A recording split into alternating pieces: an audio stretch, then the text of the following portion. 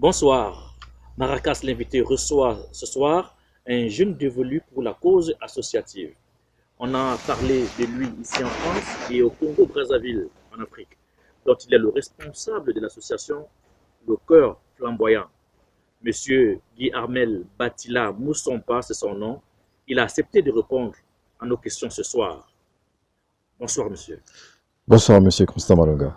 Et pour cette édition, je suis en compagnie du confrère Gilles Simon, avec qui nous essayerons de connaître les raisons qui poussent ce jeune franco-congolais d'avoir des idées aussi novatrices. Bonsoir. D'où vous vient cet amour pour le mouvement associatif?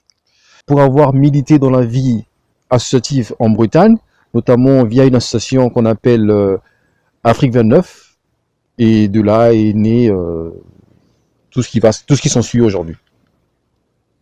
Vous avez milité justement pour cette association Afrique 29 dans la ville de Quimper, en Bretagne, en France. Vous étiez chargé de coopération et des œuvres sociales. En quoi consistait cette fonction?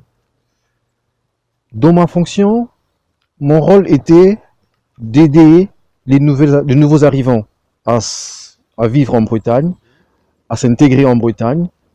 Et oui, il y avait de tout ça. Il fallait aider les gens à trouver de l'emploi.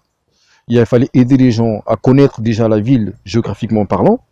Il fallait aider les gens dans les transports, connaître d'un point A d'un point B. Et surtout aussi, il y avait aussi une entraide aussi financière qui était mise en place parce que les nouveaux arrivants n'avaient pas les moyens financiers. Donc une collecte se faisait au sein de l'association et qui était donnée après à ces familles-là pour les aider justement pour leurs petits besoins. Vous avez vécu près de 15 ans ici en France et puis vous allez retourner vous installer du côté de Brazzaville. Et comment est-ce que les Brazzavillois ont accueilli cette association?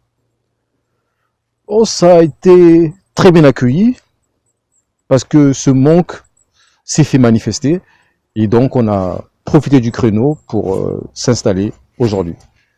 Alors justement, de quelle façon allez-vous procéder de manière un peu concrète? Le but c'est un jeune, un emploi, un métier.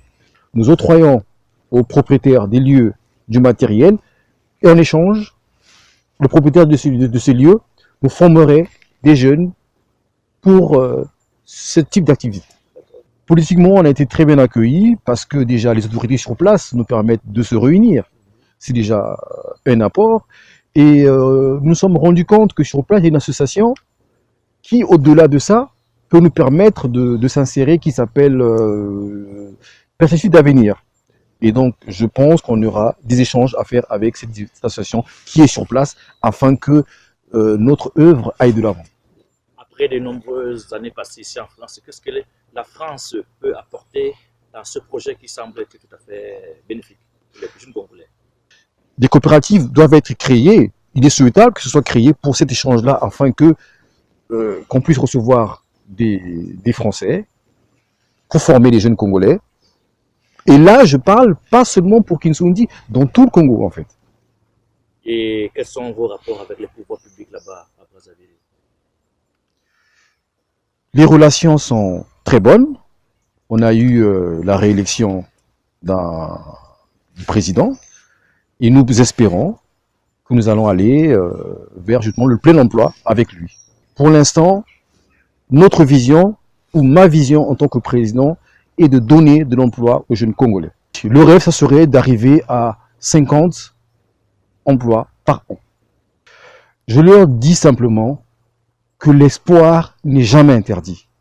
C'est maintenant que nous devons œuvrer pour notre pays, pour nos différents quartiers, pour qu'on arrive au plein emploi.